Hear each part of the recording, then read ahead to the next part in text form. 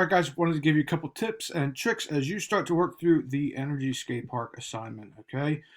Little warm up here, just asking you guys about what sort of types of energy you've talked about before. Energy is a big topic that gets hit in middle school, so I'm just curious to see what we remember. So, as you look down below that, you have the link here, which is going to take you to this page. All right, and then you can click into the assignment. You should see the Google Doc here is going to look a little bit different, but you'll see a document, that looks like this. Now, I will say I made a couple changes after I published this yesterday morning. I apologize to those of you who jumped right on it. There's been a couple changes to this over time. We don't have the option to go to Jupiter or Mars anymore, so you're going to have to ignore those parts.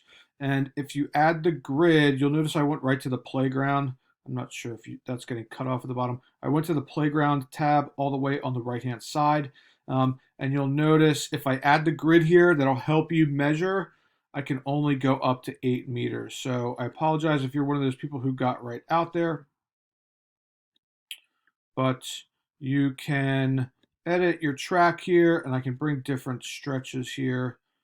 There's a couple questions about the dots and things like that. You can add as many parts to this as you want, and I encourage you to play around with it for a little bit. It's can be pretty interesting to see what happens there. So working through here,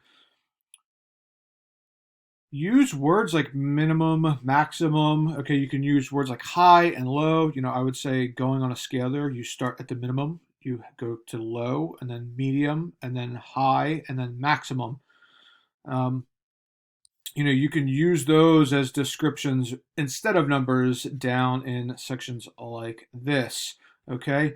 But as you go here, it's going to encourage you to add a graph. You can use either the pie charts, where if I drop him up here, you'll see that it's mapping different types of energy, and I can see that sort of getting covered up there. I can also use a bar graph.